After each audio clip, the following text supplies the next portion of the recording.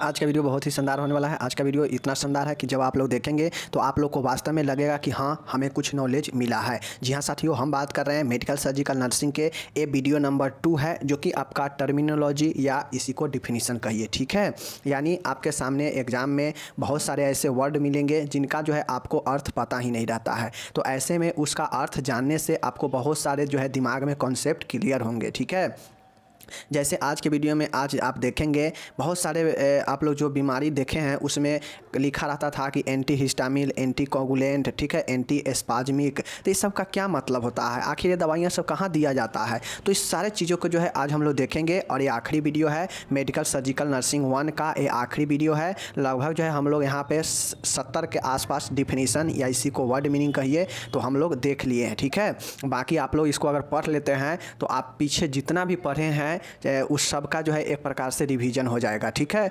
चलिए, तो देखिए यहाँ पे जो पहला है, और ये नॉलेज के दृष्टिकोण से भी काफ़ी ज़्यादा इंपॉर्टेंट है, समझ गए ना। ये नॉलेज भी आपको बहुत ज़्यादा देने वाला है, क्योंकि आज हम ऐसा ही ये वीडियो पार्ट 2 में आपको विभिन्न तरीक़ा के जो दवाइयाँ हैं, जो किस किस बीमारी में कौन सी दवाइयाँ, किस कैटेगरी के दवाइयाँ दिया जाता है, एकदम आसानी से समझेंगे। और ये आपके जीवन में भी काम आने वाला है, चाहे आप मेडिकल में काम करें या नॉन मेडिकल में काम करें। अगर आपको ये चीज़ें जानकारी रहेगा तो खुद से भी जो है आप दवाई दुकान पर जाकर कहेंगे कि हमें फलाना दवाई दीजिए तो वो दे देगा, ठीक है। एक कैटेगरी कहेंगे तो उस कैटेगरी का कोई भी दवाई दे देगा, समझ गए। चलिए शुरू करते हैं।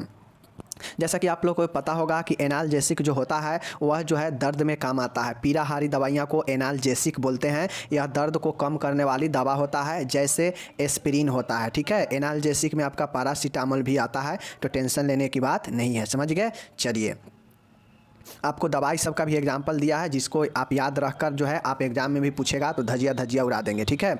जैसे एंटीपायरेटिक है, तो एंटीपायरेटिक क्या होता है, ज्वरनाशक होता है, बुखार को कम करने वाला दवाइयाँ, तो ये होता है पैरासीटामोल। देखिए, पायरेटिक हो गया बुखार, और एंटी मतलब हो गया कि उसके खिलाफ, मतलब बुखार के खिलाफ में काम जो करेगा वो दवाइयाँ एंटी पायरेटिक होगा। एंटी मतलब ही होता है कि उसके खिलाफ में, समझ गए।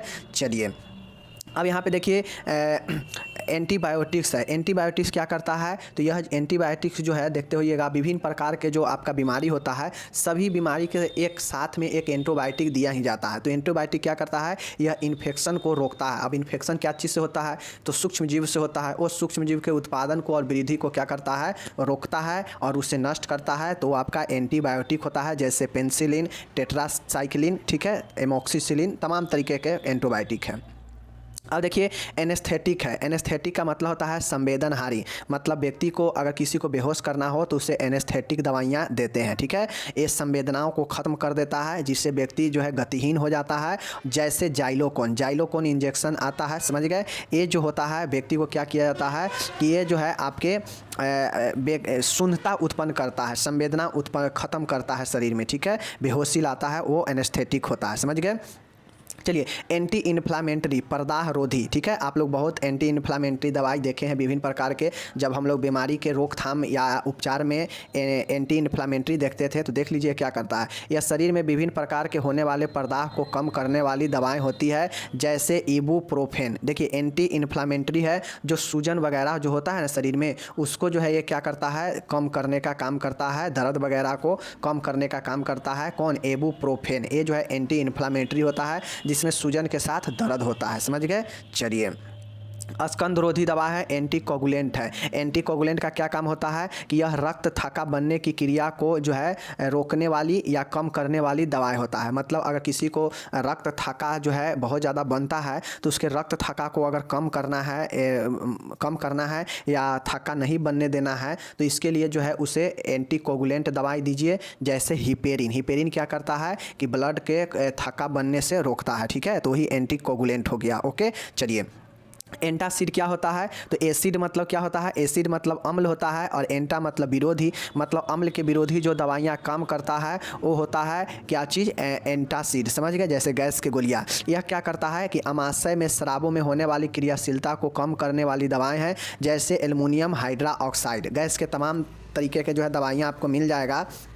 ये क्या करता है कि अमाशय में जब ज़्यादा अम्ल बनने लगता है, HCl जिसको बोलते हैं, तो उससे जो है पेट में गैस बनता है, ठीक है। और उसको जो है कम करने के लिए एंटासिड दिया जाता है, ठीक है। चलिए, नेक्स्ट देखिएगा एंटी हिस्टामिल है। एंटी हिस्टामिल कौन दवाइयाँ होता है? तो अगर किसी व्यक्ति में जो एलर्जी होता है उससे बचाने के लिए, उसके उपचार करने के लिए जो है दवाइयाँ दिया जाता है, जिसे एंटी हिस्टामिल्स कहते हैं, ठीक है। जैसे एविल, एविल जो होता है यह एंटी हिस्टामिल होता है। अगर किसी को किसी भी चीज़ से एलर्जी हो गया है, जैसे चकता वगैरह, या किसी भी चीज़ से जो एलर्जी होता है, धूल कण, कुछ किसी भी चीज़ से एलर्जी हो सकता है, तो ये एलर्जी के खिलाफ में कौन काम करता है, या किसी भी चीज़ से रिएक्शन हो सकता है, कोई दवाई वगैरह अगर दूसरा दवाई खा लेंगे तो जो है व्यक्ति में काम नहीं करेगा और एलर्जी रिएक्शन कर देता है, तो उस कंडीशन में एविल दिया जाता है। तो एविल क्या है? एंटी हिस्टामिल है, मतलब हिस्टामिन रोधी दवाइयाँ हैं जो कि एलर्जी के उपचार और बचाव में किया जाता है, ठीक है।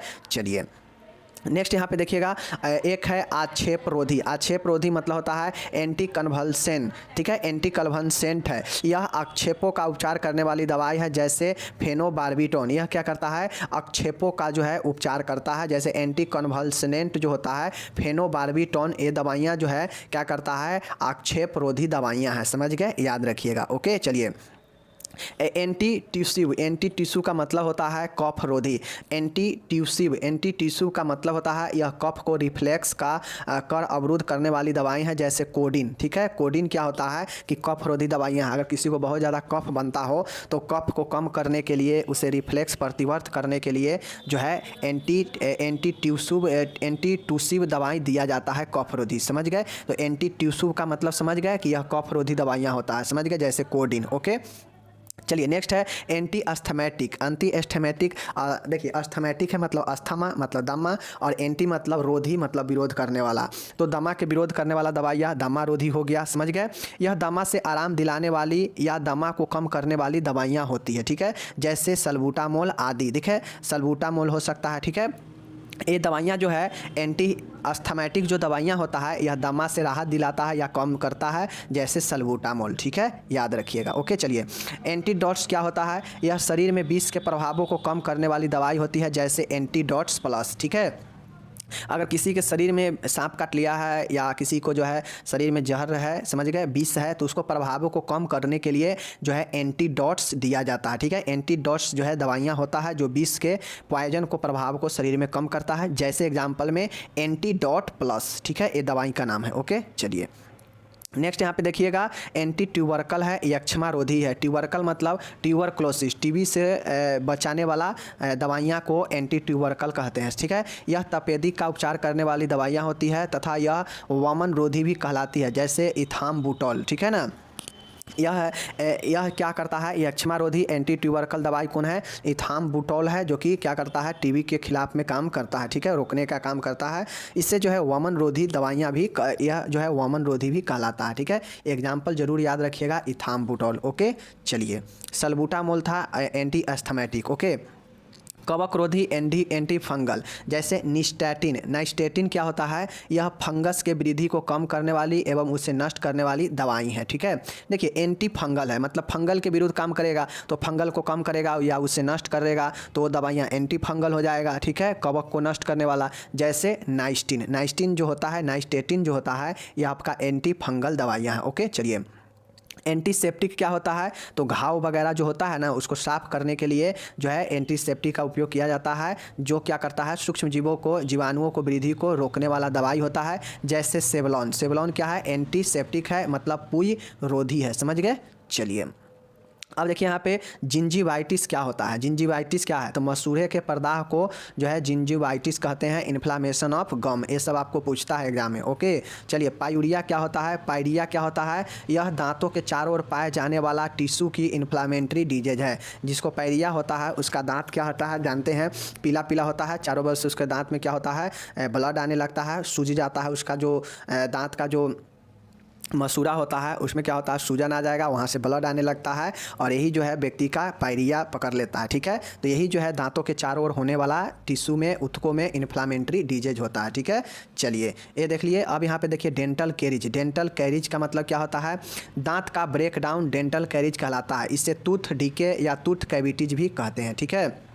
डेंटल कैरिज क्या होता है? तो दांतों का ब्रेक डाउन डेंटल कैरिज कहलाता है। इसे टूथ डीके या टूथ कैविटीज भी कहते हैं। ओके समझ गए। चलिए, हेलोटोसिस क्या होता है? तो मुंह से बदबू आना को हेलोटोसिस कहलाता है, ठीक है। ये सब याद रखिएगा, ये सब ऑब्जेक्टिव के लिए मोस्ट इंपॉर्टेंट है, ठीक है, या 1 नंबर के लिए। हेलोटोसिस, मुंह से बदबू आना।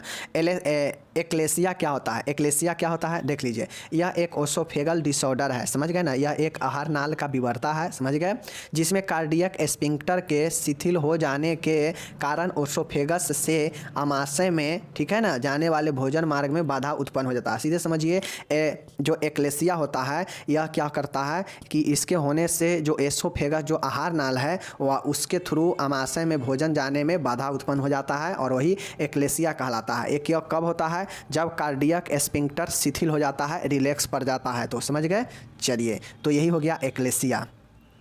गैस्ट्रोएंटराइटिस क्या कहलाता है? कल हम लोग ये देखे थे चाइल्ड हेल्थ में कि गैस्ट्रोएंटराइटिस क्या होता है। तो देखिए, गैस्ट्रोएंटराइटिस का मतलब है कि आमाशय तथा छोटी आंत की लाइनिंग में होने वाला प्रदाह गैस्ट्रोटाइटिस कहलाता है, या इसी को आप लोग कह सकते हैं कि आमाशय के श्लेष्मक झिल्ली में, श्लेष्मा म्यूकस मेम्ब्रेन में, ठीक है ना, या म्यूकोसा में होने वाला प्रदाह इन्फ्लामेशन जो है गैस्ट्रोएंटराइटिस कहलाता है, समझ गए।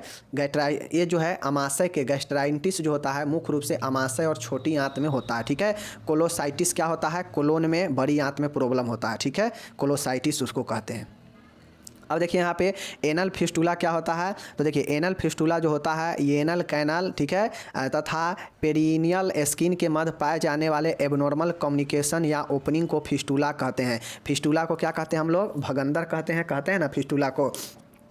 तो आप लोग को पता होना चाहिए कि भगंदर जो है, फिस्टुला जो है शरीर के किसी भी भाग में हो सकता है। जहाँ भी आपके जो है शरीर में खोखला भाग दिखेगा वहाँ जो है क्या होगा? सूक्ष्मजीव प्रवेश करेगा और वहाँ पे जो है धीरे धीरे क्या होगा? वो अंदर की तरफ जो है मुंह जो है किसी और से ज्वाइंट हो जाएगा उसका, समझ गए ना। जैसे समझिए ये लाइनिंग आ रहा है, एक लाइनिंग इधर से आ रहा है, ठीक है। अब ये लाइनिंग का रास्ता इधर है, लेकिन ये इधर नहीं जाकर ये आगे बढ़ जाएगा और ये भी वाला आगे बढ़ेगा और यहाँ आके जो है ये दोनों मिल जाएगा और यहीं पे जो है यही फिस्टुला होता है।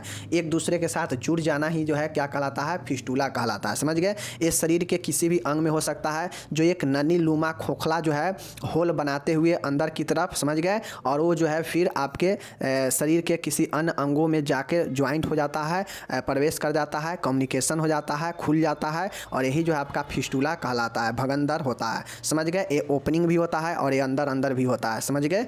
चलिए, अब देखिए एनल फिशर क्या होता है देख लीजिए।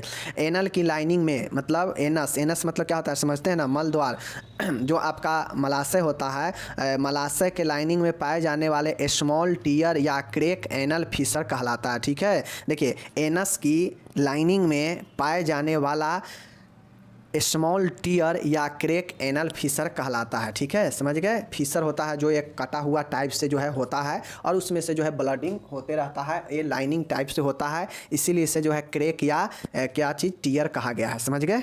चलिए, अब यहाँ पे देखिएगा रोग, इलनेस या डिजीज क्या है देख लीजिए। रोग शरीर की एक ऐसी अवस्था है जिसमें शरीर का एक अथवा अनेक भाग कार्य करने में असमर्थ हो जाते हैं, ठीक है। देखिए, रोग चाहे वो कोई भी रोग उत्पन्न हो शरीर में, वो क्या करता है? शरीर के एक या अन्य भागों को प्रभावित करता है और वो अंग, जिस अंग में आपका रोग है, वो अंग जो है, वो भाग जो है शरीर का कार्य करने में धीमा पड़ जाता है, असमर्थ हो जाता है, फंक्शन गड़बड़ा जाता है और वही तो डिजीज होता है, समझ गए।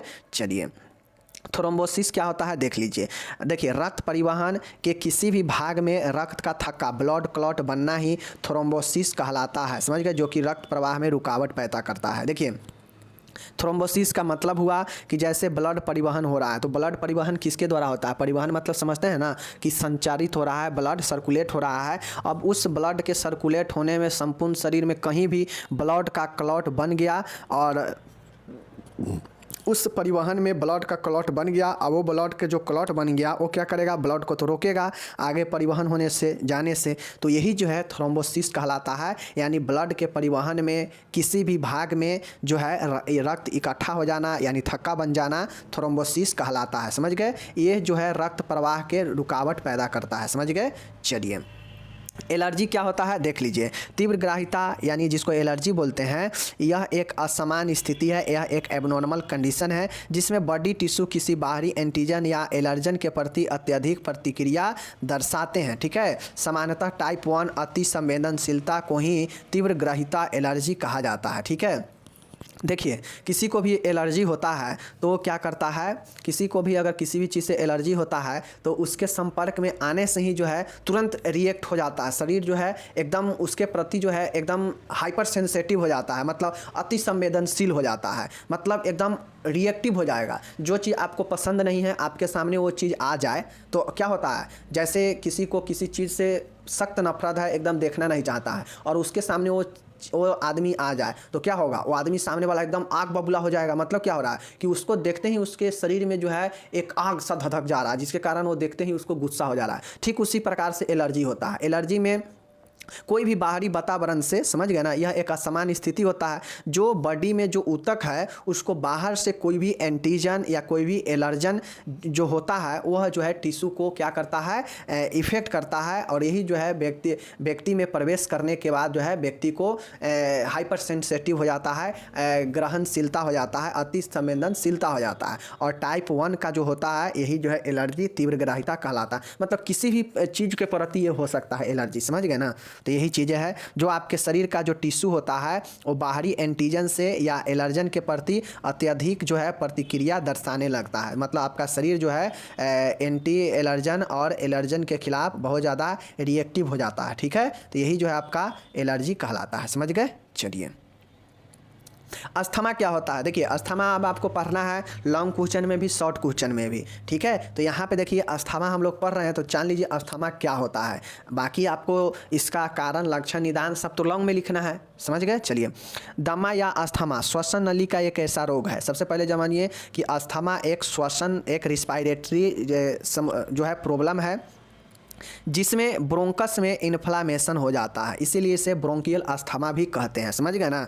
तो अस्थमा जो होता है यह एक श्वास नली का रोग होता है जिसमें जो ब्रोंकस होता है, जो ब्रोंकस होता है उसमें इन्फ्लामेशन हो जाता है, पर्दा हो जाता है, तथा सांस नली की पेशियाँ सिकुड़ जाती है, स्पाज्म हो जाती है। मतलब और अतः अधिक मात्रा में बलगम का निर्माण होता है जिससे श्वसन मार्ग संकरा हो जाता है और रोगी को सांस लेने में परेशानी हो जाती है। देखिए, अस्थमा जो होता है वह एक श्वास नली, एक श्वसन नली का रोग होता है जिसमें जो ब्रोंकस होता है उसमें इन्फ्लामेशन पैदा हो जाता है, ठीक है, ब्रोंकिया में।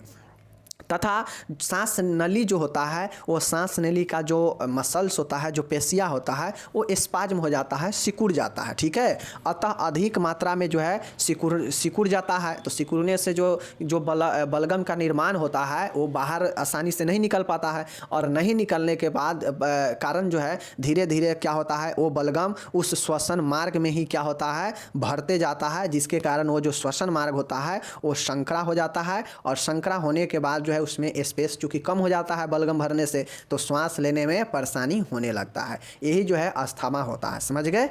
चलिए, ट्रेकियोस्टोमी क्या होता है देख लीजिए। अब हम आपको पहले ही पढ़ा चुके हैं कि गले में ट्रेकिया को एक सर्जिकल प्रोसेस के द्वारा चीरा लगाकर कृत्रिम ट्यूब लगाकर श्वास नली ओपनिंग किया जाता है, समझ गए।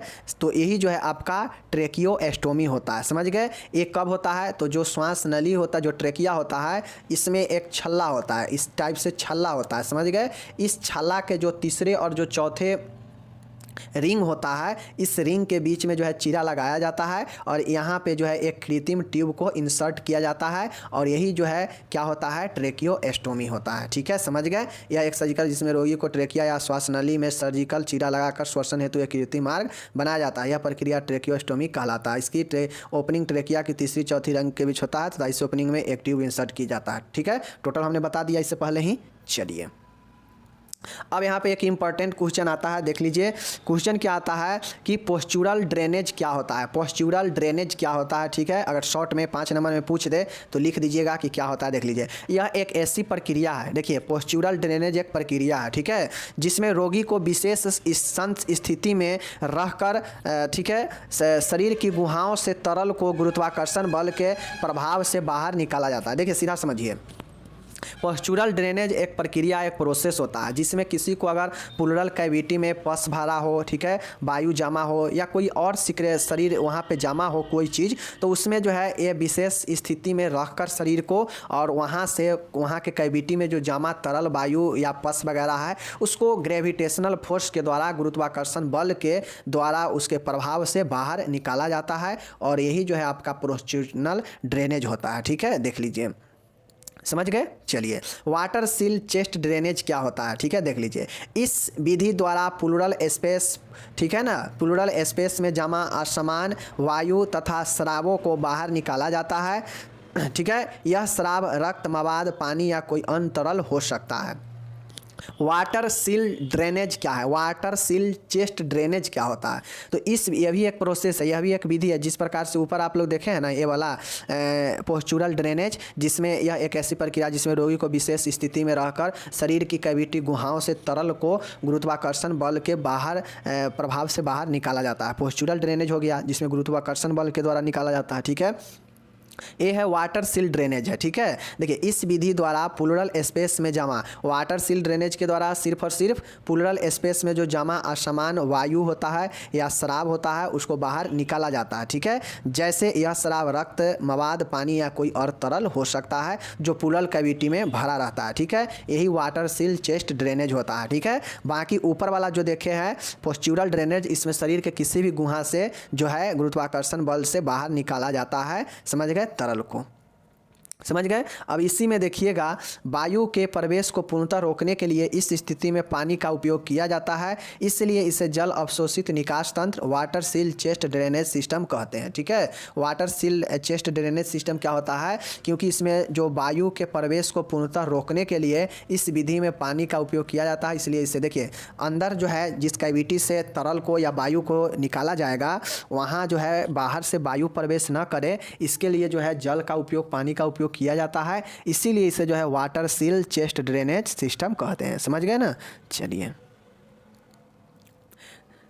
बोलते बोलते पूरा गला आप लोग के लिए काफ़ी मेहनत जारी है। ठीक है, चलिए, एंटी एस्पाज्मोडिक क्या होता है, देखिए अब फिर से जो है ऊपर जो है हम लोग देखे हैं, फिर से दवाइयाँ का जो है आपका आ गया कैटेगरी, फिर से ध्यानपूर्वक देखिए। देखिए, आक्षेपनाशक एंटी एस्पाज्मोडिक क्या होता है, देख लीजिए। यह पेशियों को ऐंठनकारी पीड़ा को कम या नष्ट करने वाली दवाई होती है, जैसे बुस्कोपेन आदि। ठीक है, किसी का अगर मांसपेशिया में, मसल्स में ऐंठन हो, पीड़ा हो, तो उससे जो है क्या करता है, कम करता है या नष्ट करता है, जैसे बुस्को एस्पाम, और उसी को जो है हम लोग एंटी एस्पाज्मोडिक कहते हैं। अगर किसी को मसल्स में, पेशिया में प्रॉब्लम हो तो एंटी एस्पाज्मोडिक दिया जाता है, जैसे बुस्कोपान। समझ गए।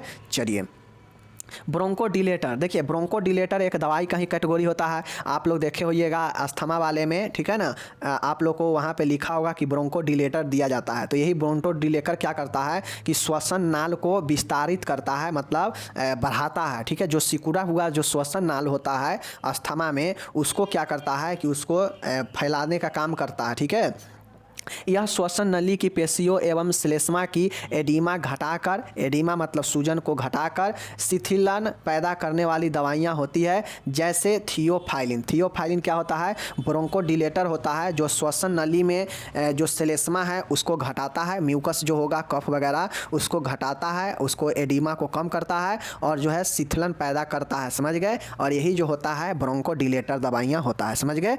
चलिए, नेक्स्ट देखिएगा, आतंचक है कोगुलेंट। कोगुलेंट क्या होता है, एंटी कोगुलेंट था ऊपर, जिसमें रक्त को थाका न बनने देने वाला दवाइयाँ था। ठीक है, एंटी कोगुलेंट। यहाँ पे है क्या चीज़, कोगुलेंट्स मतलब आतंचक। ठीक है, यह रक्त थाका बनाने में सहायता करने वाली दवाइयाँ हैं, जैसे विटामिन के का जो दवाइयाँ होता है, विटामिन के कारण रक्त थक्का बनता है, तो ये क्या होता है, विटामिन के का इंजेक्शन दिया जाता है ताकि रक्त का थक्का बन सके, तो ये कोगुलेंट हो जाता है। समझ गए। एंटी कोगुलेंट था जो कि हिपेरिन होता है। देख लिए। देखिए अब यहाँ पे विरेचक है, विरेचक भी एक दवाइयाँ का कैटेगरी है।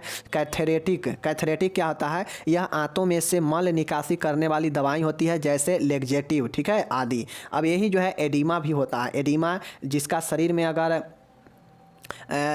जिसके शरीर में अगर मल निकासी करने में प्रॉब्लम होता है तो उसे जो है विरेचक कैथेरेटिक दवाइयाँ लेग्जेटिव दिया जाता है, ठीक है, जिससे उसके आंतों से मल का निकासी हो सके, ठीक है। चलिए अब यहाँ पे देखिएगा, आप लोग को ये भी पता है कि आप लोग ये भी बहुत बार देखे होंगे, खुद मैंने पढ़ाया है कि उससे जो है कॉर्टिकोस्टेरॉइड्स दवाइयाँ दिया जाता है, ठीक है, कॉर्टिकोस्टेरॉइड दवाइयाँ दिया जाता है। तो देख लीजिए आज आ ही गया कि कॉर्टिकोस्टेरॉइड्स दवाइयाँ क्या करता है। देख लीजिए, यह एड्रीनल कॉर्टेक्स के लिए प्रयोग में लाई जाने वाली दवाइयाँ हैं, ठीक है।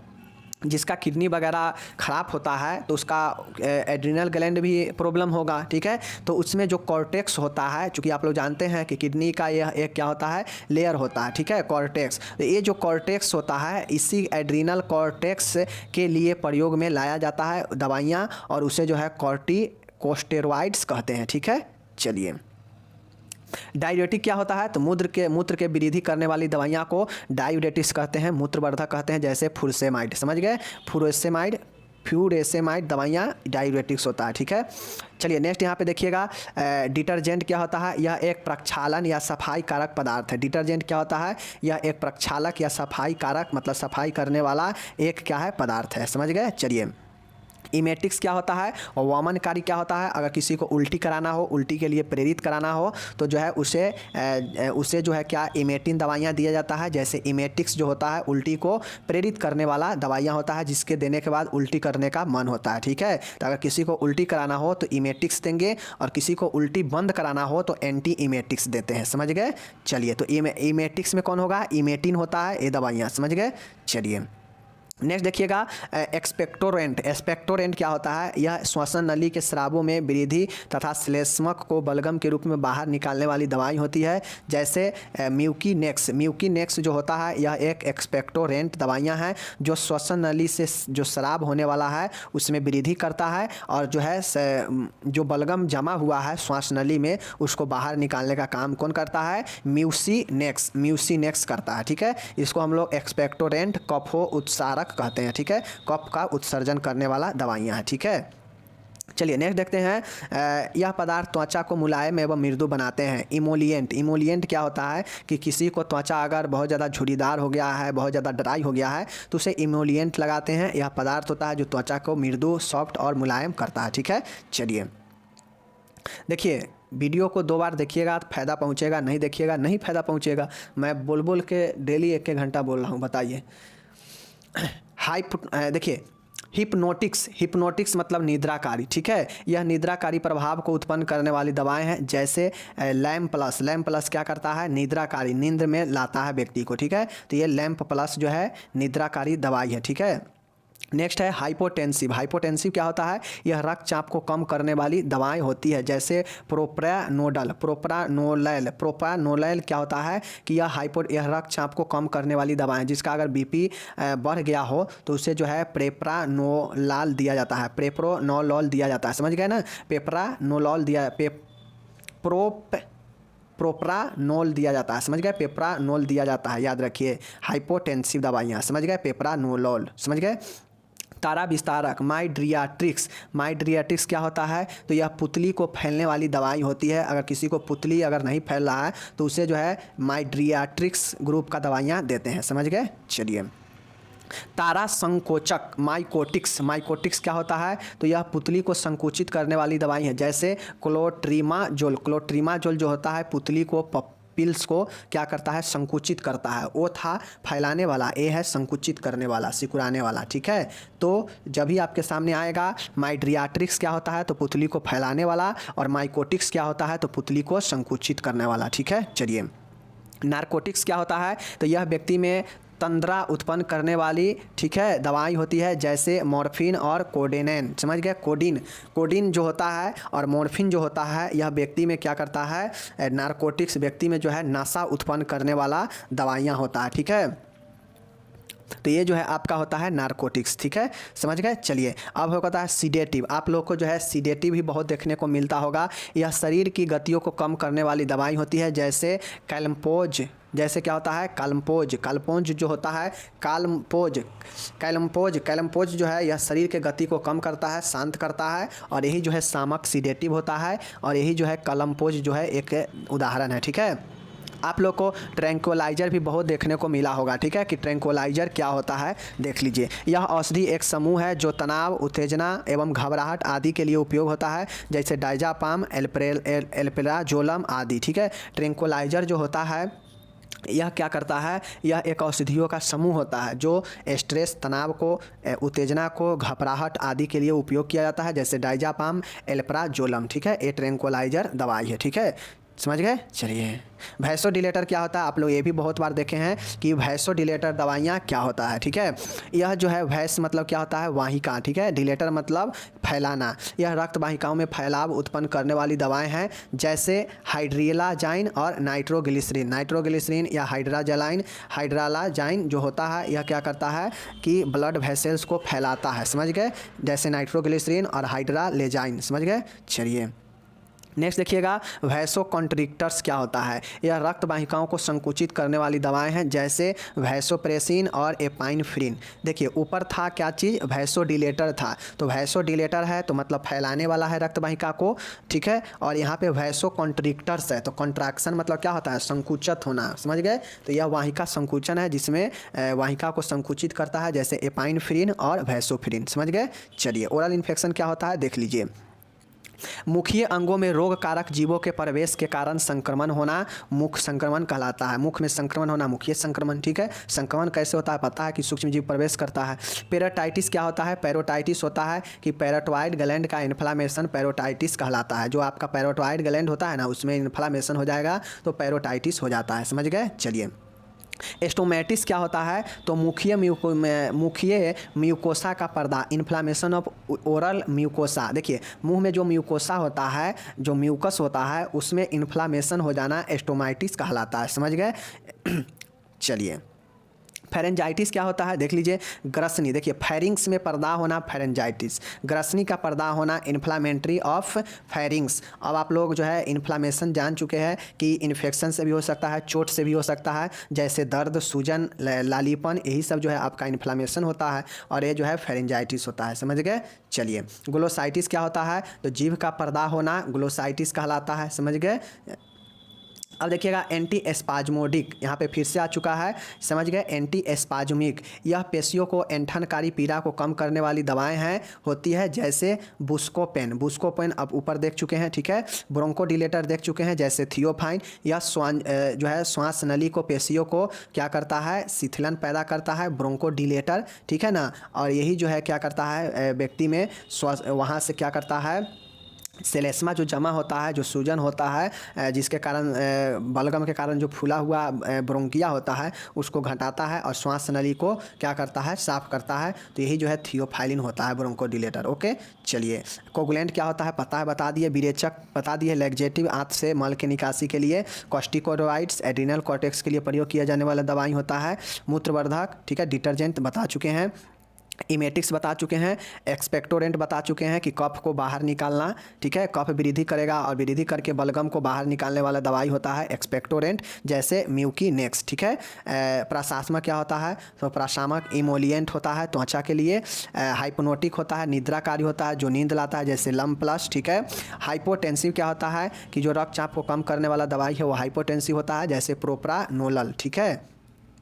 माइड्रेटिक्स क्या होता है, पुतली को फैलाने वाला दवाई माइड्रेटिक्स होता है और पुतली को संकुचित करने वाला माइकोटिक्स होता है, जैसे क्लोटिमाजोल, ठीक है। मादक औषधियाँ नार्कोटिक्स क्या होता है, तो किसी व्यक्ति में तंद्रा उत्पन्न करने वाली दवाएं, जैसे मॉर्फिन, कोडीन, ठीक है। शामक क्या होता है, शरीर की गति को कम करने वाली दवाएं शामक कहलाता है, जैसे कैलम्पोज, ठीक है, कैलम्पोज। ट्रैंक्विलाइजर क्या होता है, तो ट्रैंक्विलाइजर एक दवाओं का, औषधियों का समूह है जो क्या होता है तनाव, उत्तेजना और घबराहट आदि में दिया जाता है, जैसे डायजापाम और एल्प्राजोलम, ओके। वैसोडिलेटर क्या होता है, रक्त वाहिका को फैलाने वाला दवाई होता है, जैसे हाइड्रालाजाइन, नाइट्रोग्लिसरीन, ठीक है। और वैसोकॉन्ट्रिक्टर्स क्या होता है, रक्त वाहिका को संकुचित करने वाला, जैसे वैसोप्रेसिन और एपाइनफ्रिन, समझ गए। मुखीय संक्रमण क्या है, तो कोई भी सूक्ष्म कण जब मुख में प्रवेश करता है तो मुखीय संक्रमण होता है। पेरोटाइटिस क्या होता है, पैरोटॉइड ग्लैंड के, समझ गए। ये सब हम अभी बता चुके हैं, ऊपर जस्ट बताए हैं, समझ गए। चलिए, डाइफोरेटिक क्या होता है, डाइफोरेटिक क्या होता है, तो डाइफोरेटिक एक एजेंट होता है जो पसीने की मात्रा में वृद्धि करता है। शरीर में अगर किसी को किसी को अगर शरीर से पसीना नहीं आ रहा है तो पसीना वृद्धि करने वाला जो एजेंट होता है उसे डाइफोरेटिक एजेंट कहते हैं, ठीक है। एडिमा क्या होता है देख लीजिए। एडिमा जो होता है शरीर के ऊतकों में फ्लूइड के जमा होने के कारण होने वाली सूजन को एडिमा कहते हैं। देखिए शरीर के ऊतकों में मतलब समझ रहे हैं ना, टिश्यू में फ्लूइड मतलब तरल जमा होने के कारण होने वाली सूजन को एडिमा कहते हैं। यह अधिकांशतः पैरों में पाई जाती है, वो इसके कई कारण हो सकते हैं। देखिए एडिमा जो होता है एक प्रकार से सूजन होता है, ठीक है। और सूजन कब होता है, जब उस जगह पे क्या होता है कि पानी भर जाता है, समझ गए, पानी इकट्ठा हो जाता है जिसके कारण जो है वहाँ पे सूजन होता है। जैसे कहीं पे चोट लगता है, चोट लगने के बाद वहाँ पे सूजन क्यों होने लगता है, क्योंकि चोट लगने के बाद वहाँ पे जो टिश्यू है वह क्षतिग्रस्त हो गया। क्षतिग्रस्त होने से क्या होता है कि वहाँ जो है ब्लड अवरुद्ध होता है और वो ब्लड जो है पानी के रूप में वहाँ पे इकट्ठा हो जाता है और सूजन आने लगता है व्यक्ति में, ठीक है। तो यही आपका एडिमा होता है, समझ गए। ग्लूकोमा क्या होता है देख लीजिए। ग्लूकोमा देखिए, ग्लूकोमा विकारों का एक समूह है जिसमें आँख में भरल तरल के कारण उत्पन्न इंट्राओकुलर प्रेशर सामान्य से इतना ज़्यादा बढ़ जाता है कि ऑप्टिक नर्व नष्ट हो जाता है, इससे अंधापन हो सकता है। ग्लूकोमा आँख का बीमारी है, समझ गए, जिसमें आईओपी समान स्तर से बढ़ जाता है जो एक तरल होता है, जिससे क्या होता है कि ऑप्टिक नर्व नष्ट हो जाता है, जिसके द्वारा देखने से हमें आभास होता है, यही नष्ट हो जाता है और फिर अंधापन हो जाता है, ठीक है। लास्ट देखिए ब्रोंकोस्कोपी क्या होता है। ब्रोंकोस्कोप की सहायता से श्वसन अंगों जैसे लैरिंग्स, ट्रेकिया, ठीक है, ब्रोंकाई, ब्रोंकियल्स आदि का प्रत्यक्ष निरीक्षण करना ही ब्रोंकोस्कोपी कहलाता है। ब्रोंकोस्कोपी में ब्रोंकिया से संबंधित श्वसन अंग से संबंधित जो अंग है जैसे लैरिंग्स, ट्रेकिया, ब्रोंकाई, ब्रोंकियल्स, ये सब का जो है इसके द्वारा परीक्षण किया जाता है और यही जो है ब्रोंकोस्कोपी कहलाता है, समझ गए। तो यहाँ पे आपका डिफिनीसन MSN1 का द इंड होता है यहाँ पे, ठीक है। MSN1 का डिफिनीसन द इंड होता है। अगर इससे पहले वाला वीडियो और ये वीडियो आप लोग नहीं देखे हैं तो मैं ये ज़रूर कहूँगा कि MSN1 का आइडिया लेना है कि कौन क्वेश्चन लॉन्ग शॉर्ट में है, तो जो है डिफिनीसन से आप लोग पढ़िए, आप लोग को बहुत हद तक पता लग जाएगा और रिवीजन टाइप से भी हो जाएगा, ठीक है। बाकी मिलते हैं अगले वीडियो में, धन्यवाद।